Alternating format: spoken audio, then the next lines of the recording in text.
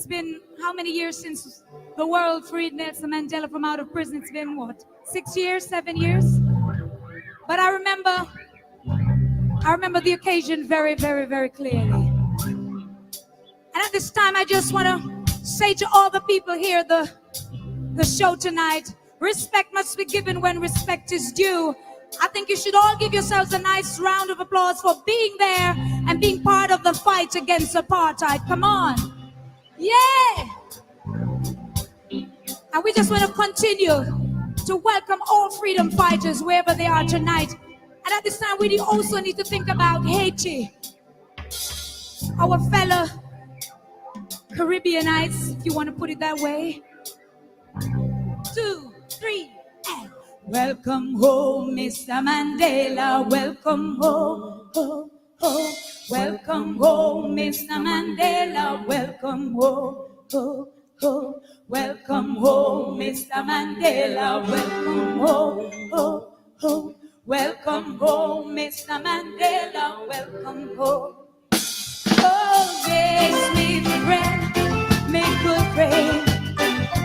Say you free again. Oh Lord, give me a little calypso, man. Yes, me friend, make good friend. They are sweet again.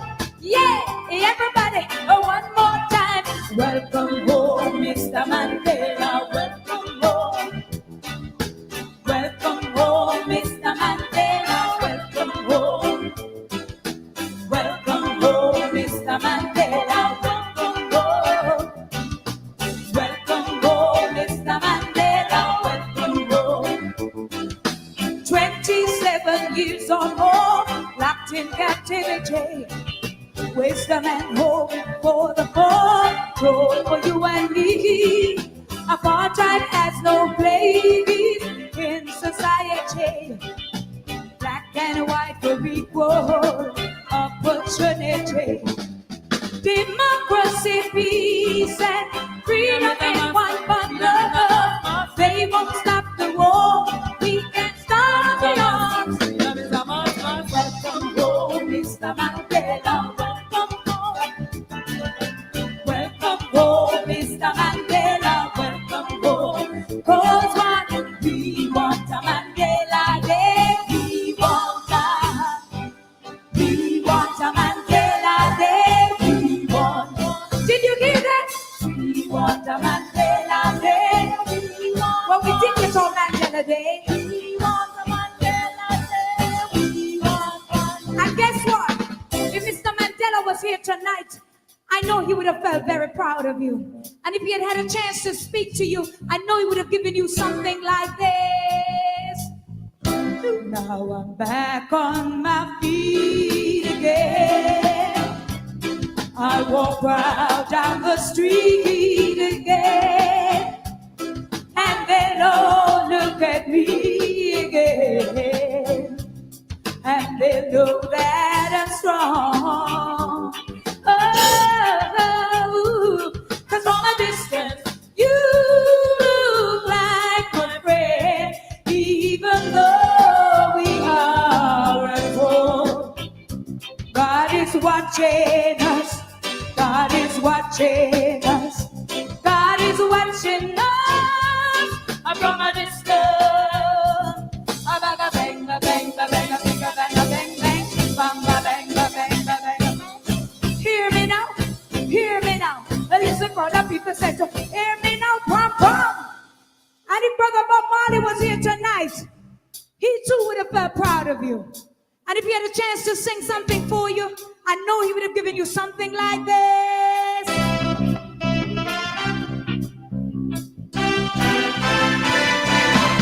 He was a buffalo soldier.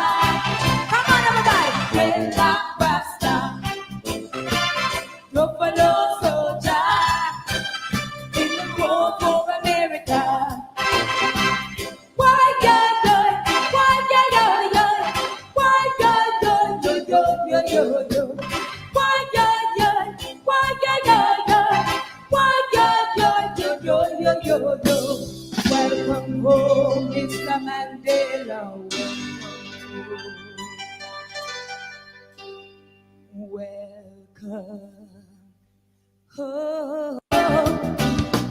Welcome home, Mr. Mandela. Welcome home. 27 years or more locked in captivity.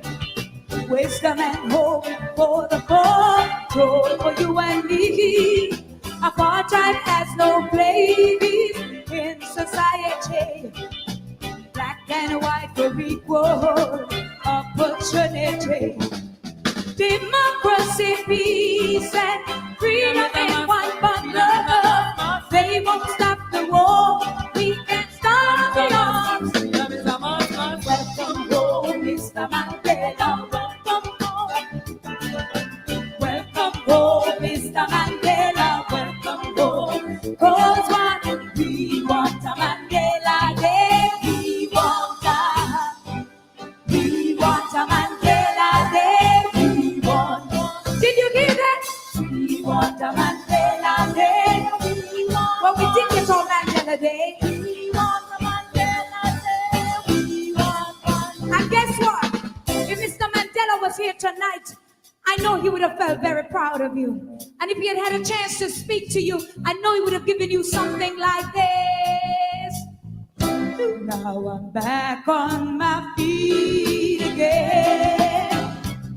I walk proud down the street again. And they'll all look at me again. And they'll know that I'm strong.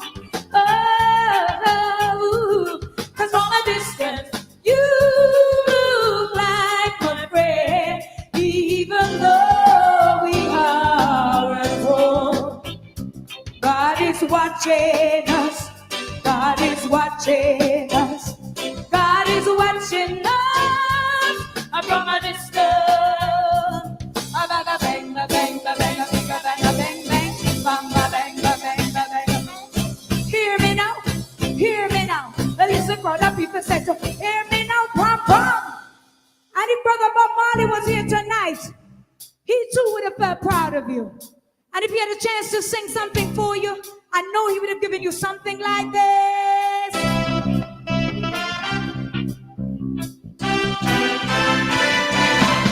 He was a buffalo soldier. Come on, everybody. Dreadlock Rasta. Buffalo soldier. In the war for America. Why, yeah, yeah. Why, yeah, yeah, yeah. Why, yeah, yeah, yeah, yeah, yeah, yeah, yeah. Why, yeah, yeah. Why, yeah, yeah, yeah. Why, yeah, yeah, yeah, yeah, yeah, yeah, yeah. Welcome home, Mr. Mandela. Welcome home.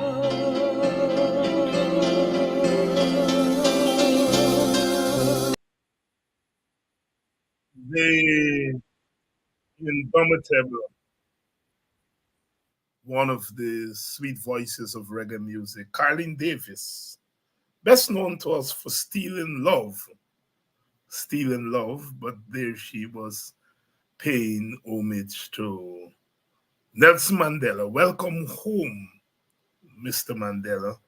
And I just felt like some Mandela tonight because you know we got to take strength from our icons. Good evening to you and welcome to Politics 101. We're expecting Rickford Burke here tonight. He has the government jumping. All over the place. Yeah. Rickford is going to be here. We're going to be talking about the latest saga because it seems as though every other week they're on Rickford Burke's case. Good evening to you and welcome to Politics 101 on a Tuesday night. I see one of my classmates on tonight. You know, when you get to a certain age and you look back, you remember the people that you sat in bench with and grew up with and learned to read and write with and so forth. Good evening to Jacqueline Springer, who I went to school with, my schoolmate, long time ago. And it's good to see Jacqueline on the program. You know what? One of the wonderful things about doing this is that you grow up with people and you never knew that they were political, because there were those of us who were out front from the time we were little boys and little girls. Some of us were out front with the politics. The majority of our people weren't. And so when you see some of your classmates in this politics thing now, you kind of check back and say, you don't judge a book by its cover, because you're realizing that people always had a political consciousness. They just weren't out there. Good evening to you, Jacqueline, and my condolences. I know you all lost your father and mother in quick succession. And there were two people I knew, especially your mother, as you know. I was very fond of her, and whenever I dropped by, she would always treat me like a son. It's difficult to lose both parents in quick succession, but they lived long and productive lives, and so on. So I would like to say good evening to you. Good evening to you, Jacqueline. And it's good to see you. It's good to see you. Thank God for social media. Thank God for social media. So here we are.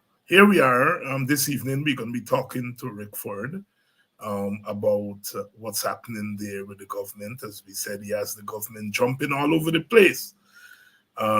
It seems as though Rickford reported them to the U.S. authorities, the FBI and others, about the violation of his human rights and violation of the human rights of all Guyanese. And the government has written to the United States saying that Rickford is not telling the truth, and that they have some charges against Rickford, and the charges are that Rickford tried to extort some businessman, kind of nonsensical. But this is the kind of thing that we have to deal with on a day-to-day basis, and that we have to get rid of. The government said it's consulting lawyers in the United States to go after Rickford Burke. Now, you can find money to pay lawyers to go after Rickford Burke, but you can't find money to pay teachers. You're finding money to go after Rickford Burke. Rickford Burke is doing God's work. He's doing the people of Guyana work. And insofar he's doing you anything, he's exposing you as a government. And you are paying big money to go after him. And you can't pay the teachers of Guyana a living wage. You're offering them 10%. 10%. 50% of the teachers are earning $120,000 or less. So at 10% of $120,000 is $12,000. And by the time you add tax to that, it goes down less than $12,000. And by the time you put the cost of living onto it, it's really less than zero. If there is such a thing as less than zero, zero. 10% raise to the teachers is no raise at all. It's no raise. And I am so angry at the government fighting teachers.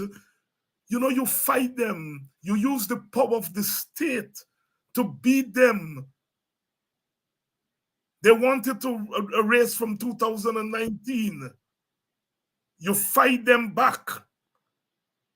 And you rub out 2019, 2020, 2021, 2022, 2023, 5 years, you rob them. You rob them of 5 years of income. And now in 2024, you're offering them a 0% raise, zero raise. 10% of $120,000 is $12,000. When you add the cost of living to that, is nothing. 10% is nothing. And I said last night, and I'm saying it again, because you were hearing whispers that some of the union leaders wanted to go and sign for that 10%. And I said it last night, I'm saying it again. And I noticed when I read the newspapers today, I didn't have to say it, but I said it last night. Anytime you see the teachers' union accept any nonsense for wage, revolt against your union. You've already revolted against the government. And if your union is going to take the pittance that the government is in, revolt against the union. And apparently the teachers themselves have decided, without any push from people like myself, to revolt against the union, tell the union, you're not signing that. The government that can find money to run and to pay big lawyers to go after Rickford Burke can't find money to pay its teachers. You all see why this government has to go. This government has to go. It has to go. Good evening to all of you, and I think Rickford is ready for us, so let's bring Rickford in. Rickford, good evening, my brother. Good night, Dr. Hines. How are you? Good night. I am here surviving and paying attention to what's going on. I am not as important as you are as far as the government is concerned, because they're not spending big money, lawyer me. They're not writing the FBI and all that story and so on. But in all seriousness, Rickford, it seems as though every other month there is something that the government responds to what you're doing. Give us some context in this latest development. What is this thing about?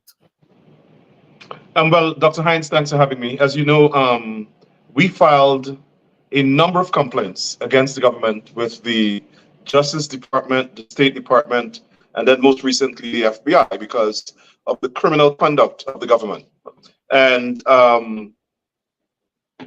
few weeks ago, I got wind, or 2 weeks ago, or last week, I think I got wind that the matter was concluding, the investigation was concluding, and that they would start to ask questions of the government.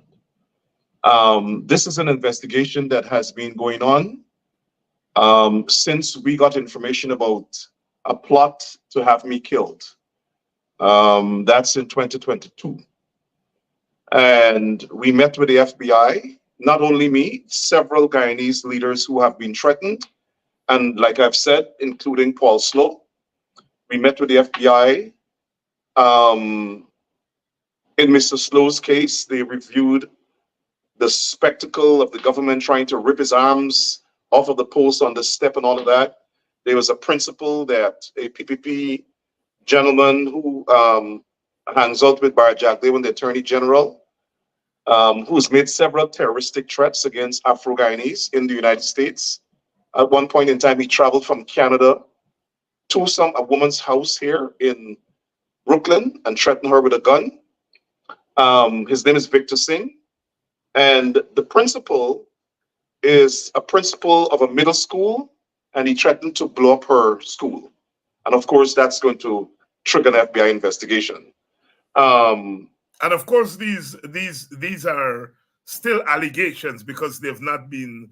They're allegations in a court. They're allegations. So they're still allegations at this point.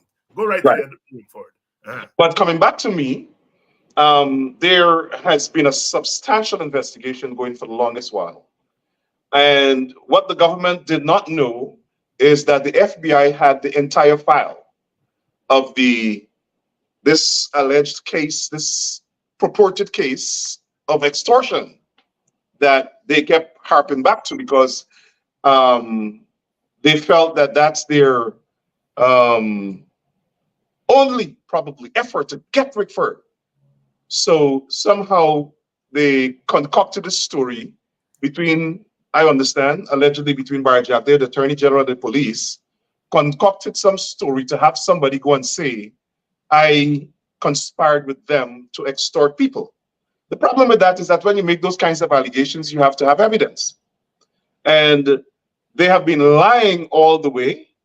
And I think that they have mistaken the FBI and the United States government for Guyana and the Guyana Police Force, which has absolutely no integrity and no credibility. So the FBI, the government of Guyana yesterday announced that the FBI has notified them that they're investigating this matter and they had to respond. And they responded with some incredible, fantastic claims that are out of this world. The Attorney General said a gentleman by the name of Alex Wayne, in his statement, told the police that he is my agent, and I sent him to extort businessmen in Guyana, businessmen. I extort businessmen. But they could come up with one person and said that this guy said, I am the chief, what's how they termed it? I'm the mastermind of an extortion conspiracy.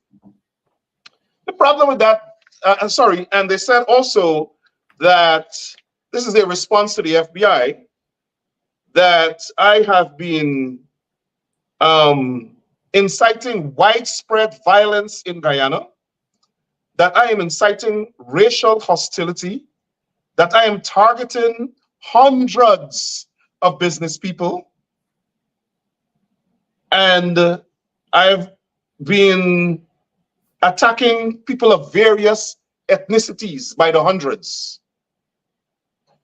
And so they had to step in, I guess because I am so evil, and that my allegations, they said that I told the FBI that they sent a police officer to kidnap me. Maybe that was their intent, to kidnap me. I never made that allegation.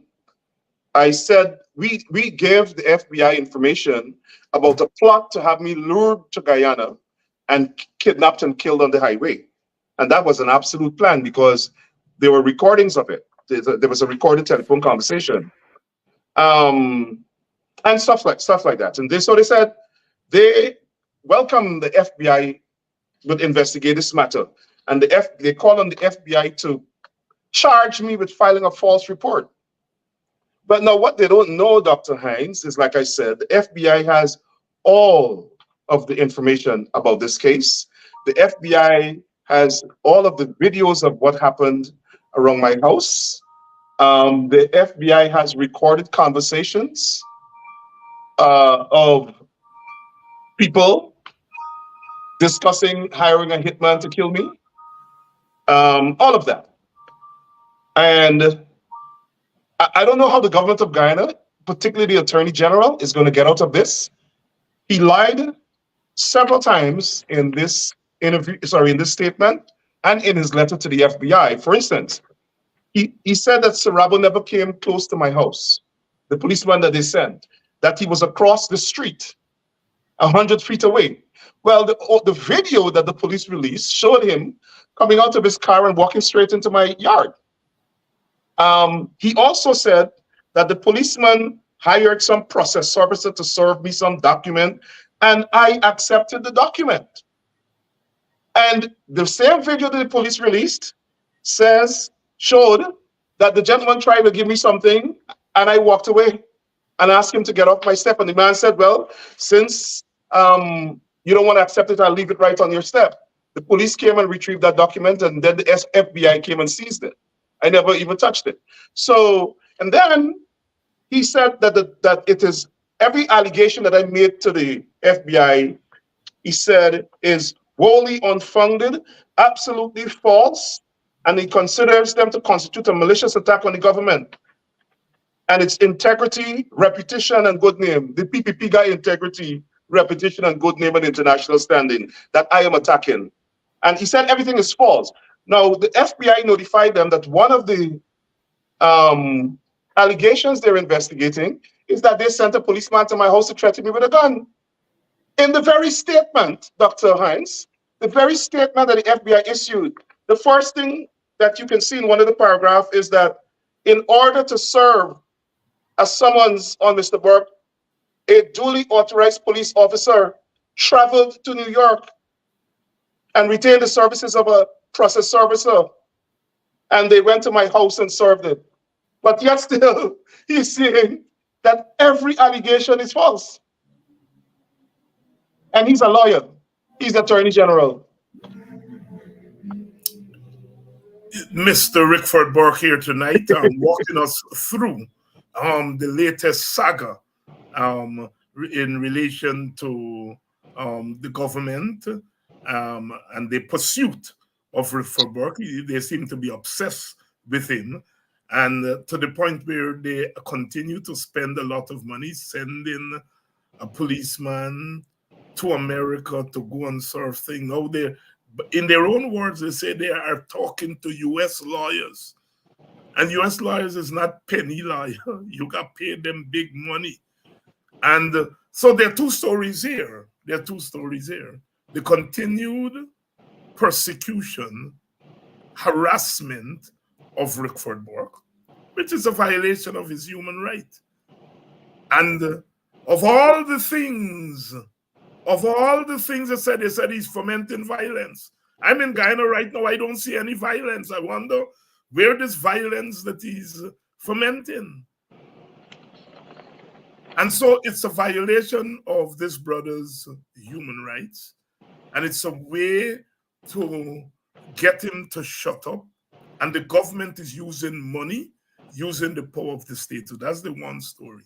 The second story is this is a government that cannot find money to pay teachers a living wage, to pay public servants a living wage, to pay the police a living wage.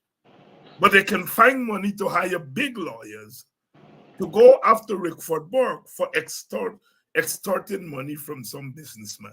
It's not the businessman, it's engaging Rickford Burke in some civil matter. This is the government of Guyana, no less a person than the Attorney General, who is going after Rickford Burke. This is what we are faced with, brothers and sisters. This is a kitchen garden government. This is a cake shop government, and I may be doing some dishonor to kitchen gardeners. Exactly. And to cake shop owners. But I was just trying to make a comparative analysis between a government which is supposed to be mega,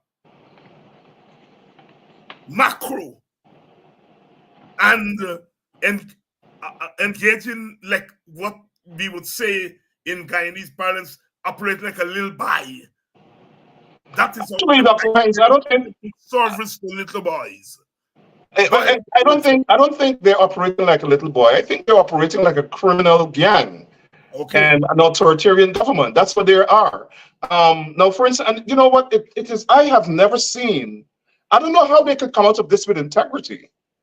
And they have to have integrity first. They ain't got none.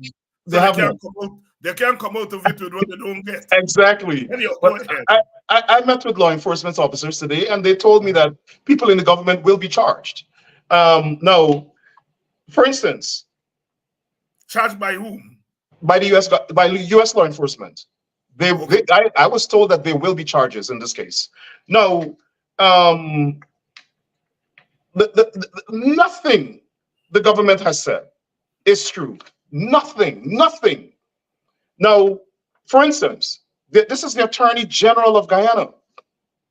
He said the government has lodged a comprehensive complaint with the U.S., a comprehensive report against Rickford Burke with the U.S. Justice Department, State Department, Federal Bureau of Investigations, and other agencies within the U.S. regarding his utterances and publication on social media of criminal incitements, exciting, and this is the Attorney General wrote this himself, exciting racial hostility and widespread violence against different ethnic groups of the country, domestic terrorism, and wanton malicious defamatory attacks on the character and reputation of hundreds of outstanding Guyanese. These authorities have been invited to explore all mutual legal facilities, he talked about extradition, to ensure the allegations are fully investigated with the institution of relevant criminal proceedings. Now, I think Anil Nanlal might be extradited because he has made up everything here. Remember, he said early in his statement that if the FBI finds that my complaint is false, they must be charged. I think the same thing goes for him, right? He is not above the law. He thinks he's a god. So the FBI investigated this matter. If this FBI did not find merit, Dr. Hinds, in my complaint and all of the evidence we provided to them, they wouldn't have sent anything to the government of Guyana for comment. And the FBI collected all the evidence, and then they sent to the government of Guyana for a response. So the FBI know that all of this is trash. But think about it. This is the Attorney General of a country. And everything he's doing, as a matter of fact, I was told by the FBI agents, they deem his actions to be retaliatory. Now, why they said that? During the 2020 campaign, when I was challenging them forcefully, Anil Nanalal wrote on a blog called The Unruly Horse, in this case, I would say Unruly Mule, that when he gets into government, he will personally pursue me for attacking the PPP as racist. He will personally pursue me, including trying to get me, he will get me extradited. This is before he came into power. And I've provided all of this to the FBI. Then when they came into power, he got Nia Suban from the Ethnic Relations Commission to submit a motion to in the commission that the commission must file charges against me for racial hostility, violating the Racial Hostility Act. I don't even live in Guyana. And then the lawyer for the commission wrote a report to them, which I have, and gave to the FBI, that they're wrong, that I have free speech rights, and they cannot tell somebody in another country what to do. He didn't finish there. He got on national television and said, I'm a rapist. I rape a child in the United States. I'm on the sex registry of the United States. He said that I rob Indian businessmen and run from Guyana, even though my father was a senior police officer and I was a special assistant to the president of the country when I left Guyana. He said that I rob Indian men, businessmen, and run from the country. He also said I stole money from Desmond Hoyt, and Desmond Hoyt fired me from Congress Place. When I left Congress Place, I had the biggest farewell party that Mr. Hoyt threw, and Mr. Hoyt wrote my recommendation to enter college and grad school. But this is the nature of the man. In addition to that, he wasn't satisfied with that because I responded to him. He came here, we had a big protest. Dr. Hinds, the day after the protest, I got a call from a law enforcement officer saying that he witnessed Anil Nanalal in a plot to have me killed, saying that if somebody can set me up so the NYPD could get rid of me, then he has a named person to get rid of me because I must be gotten rid of. Then you had a police officer from Guyana came here under the pretext of investigating me and end up talking to a hitman who is now cooperating with the FBI. Of course, Rickford, all of these are allegations because they have not been proven in a court of law.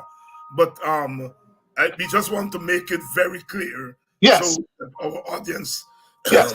understands your train of thought. Go right ahead. So all of that was investigated. I can tell you that there are tape recordings here involved here. There are interviews. Now, with regard to Guyana, when they first started this case to try to frame me, police officers felt so outraged. They contacted me and I notified the FBI of their comments. They have spoken with the FBI and given sworn statements to the FBI about plans in the Guyana police force to frame me and all of this. Now, Anil said the police issued a statement, right? The police issued a statement when this complaint was sent to the government of Guyana. The police, in order to frame their lie that they were going to send to the US government, they had the police issue a statement to give it some sort of official stamp, right? And that's why these people should not be in government, because they're abusing their positions. So the police issue a statement saying, oh, did somebody testified in court, and specifically a gentleman by the name of Alex Wayne testified in court and said he knows me. And Darwin Best told him that I'm a friend of his and a business partner. I don't even know who's that. Never met the man, never heard of him before, never spoke to him. The police force issued a statement, Dr. Hines. And may I inform you, I don't know if you saw it earlier, a very conscientious police source leaked his videotaped interview with Alex Wayne to me, which I submitted to the FBI. And on that video, the police asked him, do you know Rickford Burke? He said, no. Have you ever heard of Rickford Burke? He said, the only thing he heard is that I'm a friend of Darwin Best. The man said, have you ever spoken to Rickford Burke? He said, no. On video. On video. That's the Ghana Police Force and the Attorney General for you. And of course, you were able to turn that over to the FBI. The FBI has had that tape for 1 year. Good evening to all of you. Those of you who are now joining us, yes, it's Rickford Burke, and it's not the conversation with Rickford Burke show. Rickford is in conversation, and it's Politics 101, and he is bringing us up to speed with the latest phase of harassment by the government of Guyana on this brother. It's been going on now for years and years, and they seem not to stop. Rickford, I know you're involved here, but how do you feel that this government is going to spend big money? They said it in the statement there. They're consulting US lawyers. Spending big money, but not able to find money to pay teachers a living wage. Comment on that, please. Well, I don't believe that. And if they do, I wish them well, because we have lawyers here too, but we have ethics. Yes, no, I understand that. What I'm saying. The lawyers, the lawyers that they hire, I would happy to see them go to court in a US court and present Adenana lies, because they'll lose their license. This is not Guyana. I'm talking about the money. I feel special. I feel special that they're paying me all this attention. And it's not really me, because Bart Jagde has said, and one of Bart Jagde's operatives wrote in the newspaper that they plan to go to the Republicans to bring down any Democrat that defend me. Bart Jagde has told people that he is attacking me because he wants to see which Democratic politician will defend me so he can go to the Republicans and bring them down. That's one. Number two, they think that by getting me ensnared in all sorts of scandals and accusations of extortion and criminality and labeling me a criminal, that my political friends would be so weary of associating with me that they would want to run and distance themselves from me. And alas, our Jagde will conquer me and he'll be able to kill me with his death squad. I think that's what they think. But I'm a different Afro-Guyanese That right? Just like you, I come directly from the slaves. Directly. I have the blood of the indomitable ancestors. You mean And the enslaved? You mean the people who were forcibly enslaved, not the the slaves? yes, Yeah. yes. And so just like the slaves fought the colonial masters, I intend to do the same thing with the PPP until not only they stop harassing me, but until they stop attempting to subjugate and enslave my African brothers and sisters and all other Guyanese. Yes. What do you make of this attempt? Clearly, they're spending money to go after you. What do you make of that? Finding money to go after you, but not being able to pay the teachers a living wage. One, they're not really, even though they're after me, they're after my influence. Yes. They're No, after my no, I influence. just And want to get your comment on. they think by criminalizing me and staying in Guyana and fabricate criminal charges against me, that people would not, who have influence, I have influence over, will not listen to me anymore. Yeah, we and got would that. view We me got as a that, criminal. Rickford. What I want for you to comment on is the fact that the government is spending all this money, because they got to be spending money to be going after you day in, day out, month in, month out. But they can't find money to pay the teachers. What kind of government is that? Well, the same government that is giving contracts to their relatives and friends in the billions, but they can't find money to pay the teachers or pay the police officers that they're using. The same government that is spending oil money to enrich themselves and can't find money to pay the teachers. They're immoral. They don't have any morality. They don't care. They see Rickford Burke as a threat, and they're going to spend whatever money they can to get rid of that threat. Is a 10% raise to the teachers this year, 9% next year? Is that adequate? I think it's an insult to the teachers. And at the same time, they're going to Parliament and ask for billions more in subventions to pay the cane catchers. Because Gaisuko, as you saw, had some billions of dollars in shortfall. And so they have to pay the people. So they're pumping all this money into Gaisuko, but they don't want to pay public servants. And I suspect they're treating the teachers that way because the majority of the teachers are Afro-Guyanese. And this government seems to think that Afro-Guyanese should not benefit equally from the economic resources of the country and the revenues, the oil and gas revenues of the country. They seem to have a chronic objection to Afro-Guyanese having a decent standard of living in Guyana. I want you, Rickford, to expand on the point you made there.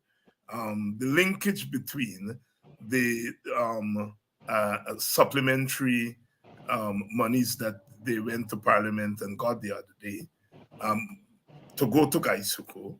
So the linkage between that and the unequal or inequitable distribution of wealth along ethnic lines. Because on the face of it, somebody could say, well, what's wrong in helping Gaisuko? It's a national company, Gaisuko is too big to fail, to use an old American saying, and nothing is wrong with it, but you hit on something there, which is a subtext. Gaisuko, the people who are employed in Gaisuko, are mostly our Indian Guyanese sisters and brothers. The people who are teachers are mostly African Guyanese. The government is refusing to pay the teachers a living wage, but they've gone to Parliament a mere months after a huge $1.1 trillion to ask for more money for Gaisuko. I want you to expand on the ethnic implications of that scenario that I just painted there. Well, frankly, it's a transfer of the wealth of the country to their ethnic supporters. The Sugar Belt and the workers in the Sugar Belt are the consummate supporters of the government. They're the most avid PPP supporters. And so they want to make sure that their base is happy.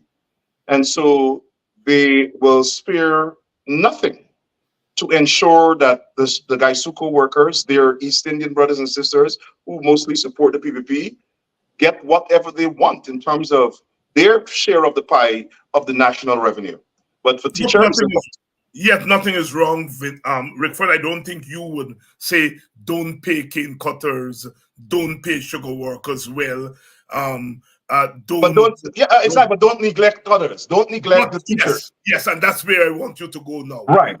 So that nobody's going to say that Rickford Burke was on the David Hinds Politics 101 show, and he said that sugar workers should not be paid well. You are not saying that. I'm not saying that, but they're going to say that anyway.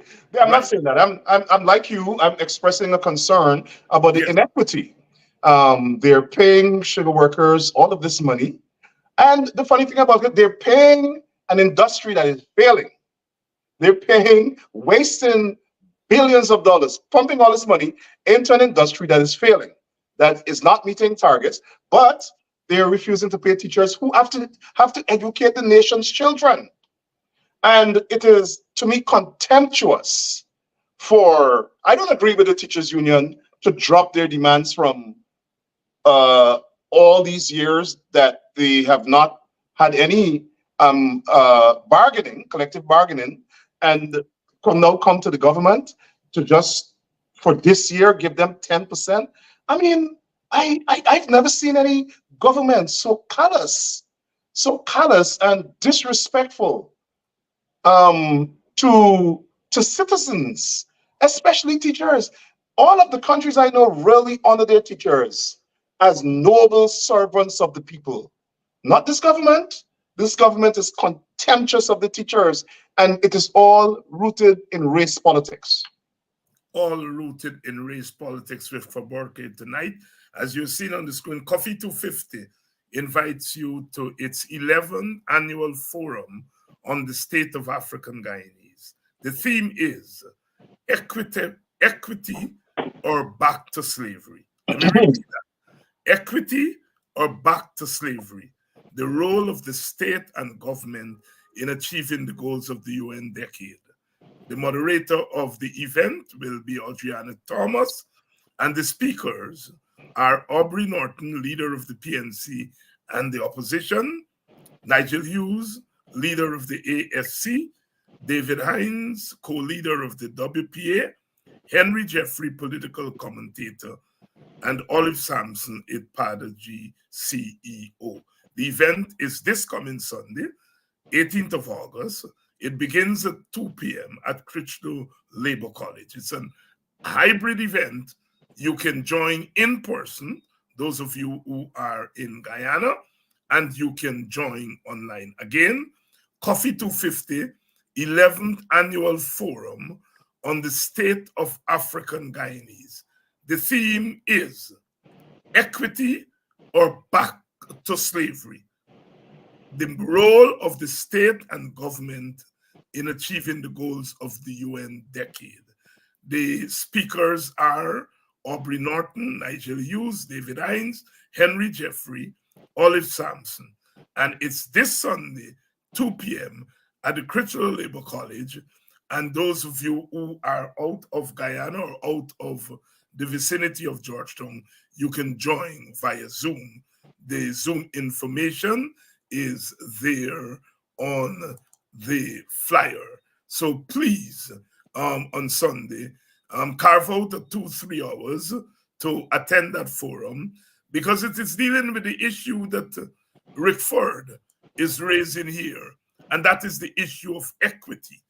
And what Coffee 250 is saying, that the choice before African Guyanese, Rickford, is either African Guyanese be treated equitably, or it's a case of us going back to slavery. Is Coffee 250 exaggerating the situation? Oh, absolutely not. And as a matter of fact, you guys might get a letter from the Attorney General saying that that is unconstitutional. Black people cannot need to have a discussion about racial injustice and equity in the country, and inequity. So hopefully we don't have that situation again. And I hope if it occurs, it'll be a very harsh and robust pushback. I'm happy that you guys are having that discussion, because we need to start discussing equity. This government does not believe in equity. This government does not believe Afro-Guyanese should have a fair share of the country's pie, of the natural patrimony, and of the oil and gas revenues. And so they're conducting this campaign of economic genocide. And you know they've already committed genocide against us with the death squad. So I'm happy that there's this discussion coming up. I would like to see more young people engage in these activities, come and listen to the history, come and listen to the voices of wisdom of our more mature citizens and our researchers who have very, very valuable information on these topics. And so I hope that there'll be a strategy to engage our young people. And you know, I see the party culture, and I worry about it. And so I urge that we find strategies to inculcate and educate our young people about the virtue of being Afro-Guyanese,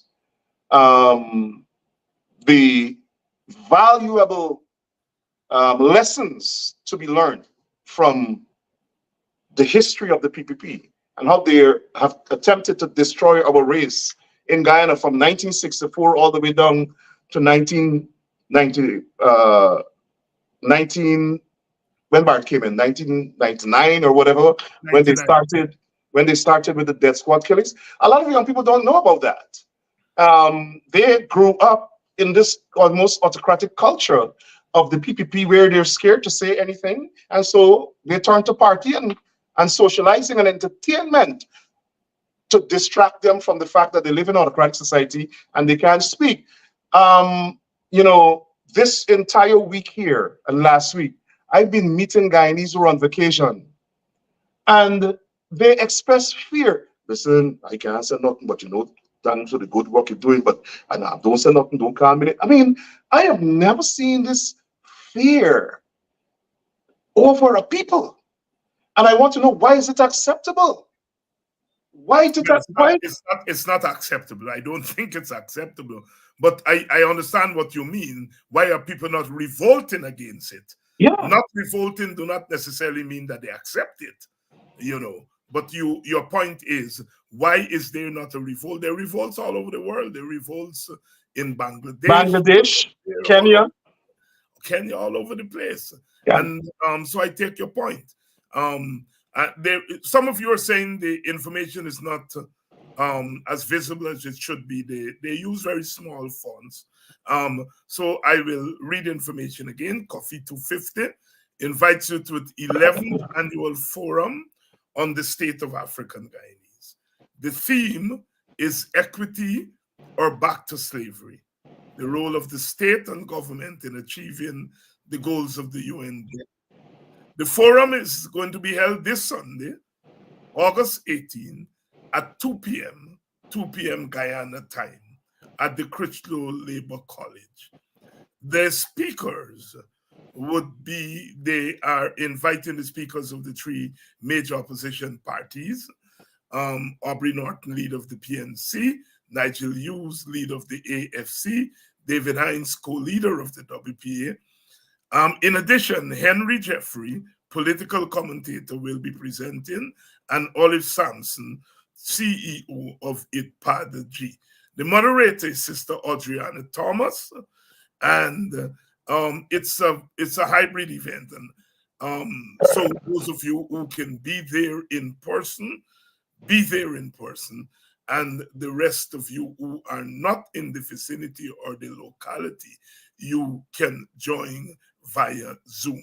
The flyer is going to be on Politics 101 page, or on my personal page. You can go there and get the information. Our apologies for the small fonts that they used on the flyer. Rickford, as we move into elections next year, are you satisfied that the elections would be free and fair? No. From where you are sitting right now? Absolutely not. It cannot be fair and fair with the flawed voters list. As we know, the voters list has about almost 100,000 extra names on them. And the list is bloated. Somehow the PPP is resistant to that because they committed massive voter fraud in the last elections, and they've managed to get the court to say once those ballots are in the box, they can't be removed. And so we have to make sure all of a sudden the PPP doesn't believe that there should be biometrics to ensure that a person coming to vote, their information that they will present matches the information on the voters list on the that the election workers have. That's standard all around the world. And as a matter of fact, the PPP was for it before they got into power. Now they're against it because they know that it's a way of catching fraud, and they want to continue to perpetuate fraud. I believe that if the Elections Commission, the majority of the PPP members of the Elections Commission, and that includes Claudette Singh, if they do not vote for new house-to-house registration and biometrics, I don't believe the opposition should participate in the elections. Rickford Burke here tonight. Tomorrow night, I'm going to have Eric Phillips here. Eric Phillips is right now doing battle in the newspapers, Rickford, with some people, Ravi Dev and others from Roar. I see. You know, back in the day, Ravi Dev and Roar used to be in favor of power sharing. They said that African and Indians and Amerindians should share power in Guyana back in the day. Now they've become a degenerated bunch of angry, racially insensitive old men who, now that there is oil money and that Indian Guyanese elite are in control of that money, they no longer agree with sharing government, sharing power with Africans. They've now said, we don't need to share power.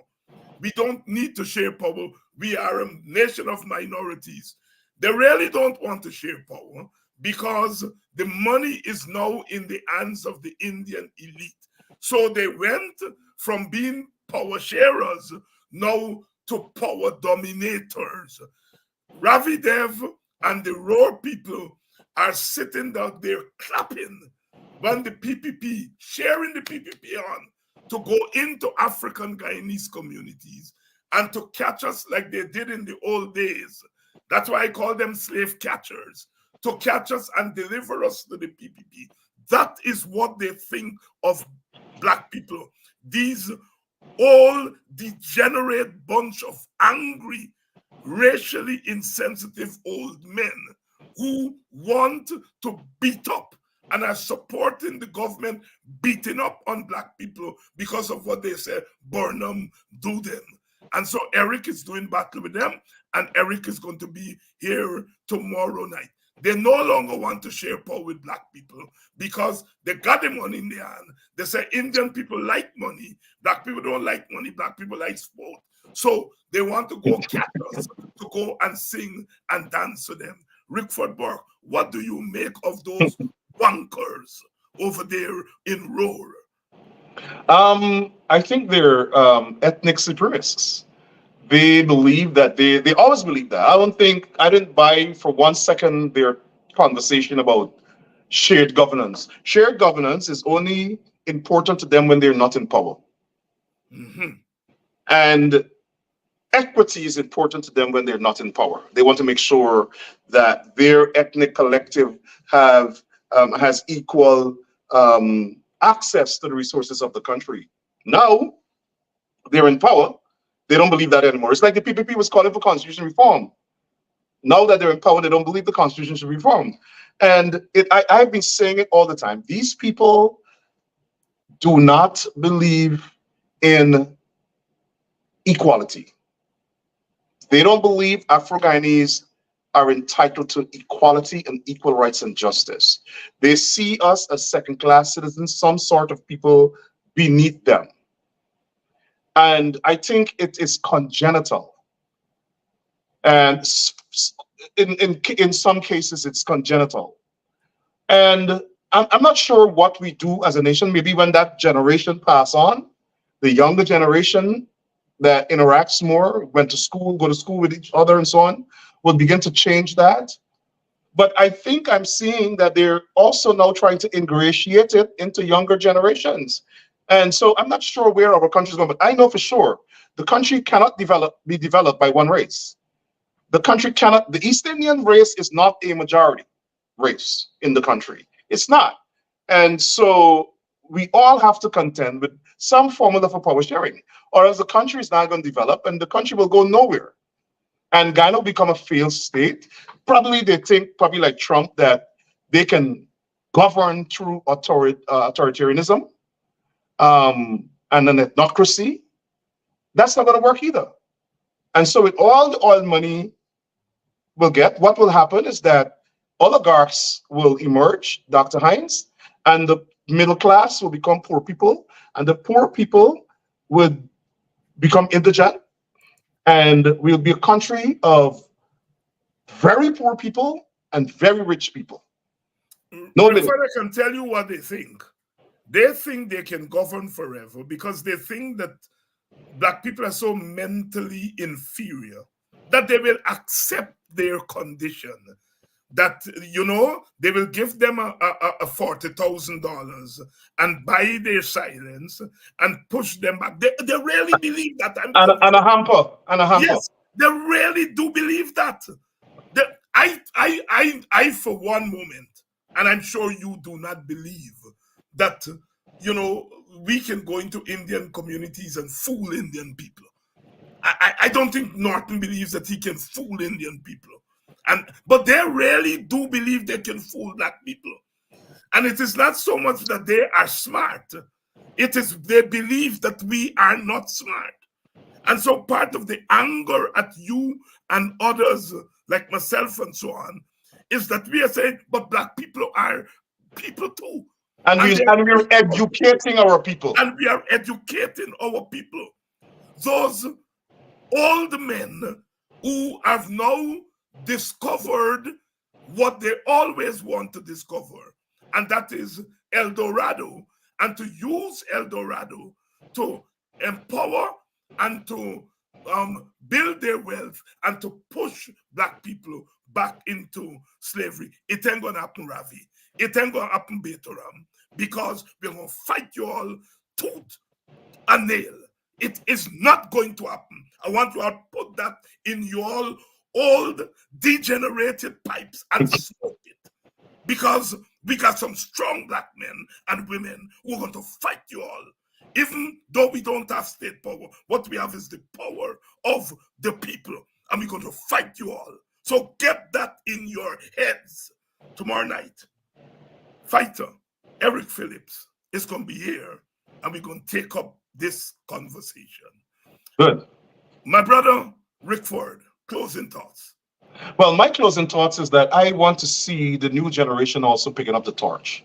And so I want to urge those young men and women at the University of Guyana, those young men and women in high school who understand the importance of our heritage, our culture, where we come from, to pick up the torch that we are carrying now and start to develop themselves to be efficient, educated, well-equipped Afro-Guyanese leaders of the country. That's my closing thought. I want to start training our young people to say to them, don't be afraid of racists. Don't be afraid of the PPP. Don't be afraid of the Guyana police force, because they want to frame you as a Black youth, and they want to send their squads to kill you. And they will come when we will have the level of transformation powered by Generation Z, as we see in Bangladesh and we see in Kenya. I bet you there would be significant, consequential political transformation in those countries, and we can do it in Guyana too. So I want to start from now, and I want to ask you and Eric and the people in ACDA and IPADG and all the other organizations to start having programs at all levels: tertiary, high school, primary school, kindergarten, let us start teaching our young people from the very young age to be conscious about who they are as Afro-Guyanese and as Guyanese citizens, and that they are entitled to equality, and that equality and social justice and all the other rights to which we entitled are fundamental rights for which we must fight, and also equal rights, economic prosperity, social transformation, all those things. We must be part of it as the country develops and as the country tap more into the oil and gas resources. We want equality, and we must start teaching our young people to prepare for that, to demand it, and to live it. To demand it and to live it. Brother Rickford, thank you very much for coming on tonight and sharing your story with us and giving us your perspective and your wisdom on other issues. Thank you very much. Thanks for having me. Good night, everybody. And I want to encourage everybody, those of you listening from Brooklyn and the tri-state area in New York, on next Sunday. Talk to us about this Sunday in Brooklyn. Yes. This Sunday, we have the Guyanese Guyana Independence Parade. We'll be starting at 11 o'clock on Church and Brooklyn Avenue. That's the assembly point. We're going to have the parade proceed down Church Avenue. If I look tired, that's because of nights and nights of that sleeping but planning. Down Church Avenue to Utica Avenue. We make the right turn on Utica Avenue to Glenwood Road, where we'll end right there. There's a venue right there. We'll do the Independence concert. And tomorrow we'll be announcing a big artist. We have a number of Guyanese artists performing, including the incredible Natural Black. But we have an international artist that will be performing as well. We'll announce that person tomorrow. Thank you very much, Rickford, and I encourage all of you in the tri-state area. Oh, and by the way, Dr. Hines, yes, the PPP is trying to do exactly what they did in Guyana to ACDA by having this alternate event. They're trying to do the same thing with us. But the other event that they're sponsoring is coming next week, and we'll deal with that after our independence celebration. Thank you very much, my brother. And to your audience, thank you. Thank you. We're in fighting mode. We're in fighting mode. Brother Eric is going to be here tomorrow, and we're going to be dealing with those who are sitting there and cheering a government and tell them, go catch those black people for $40,000. That's what Ravi Dev and Bituram and them are doing in the name of crossover vote. They don't want no crossover vote, and they're telling us about crossover vote. What they want to do is to cross over into the black territory and to enslave us, and it's not going to happen. It is not going to happen by the will of God and our ancestors. We are going to fight back, and we're going to fight back, and we are going to get our hands on power again. Tomorrow more.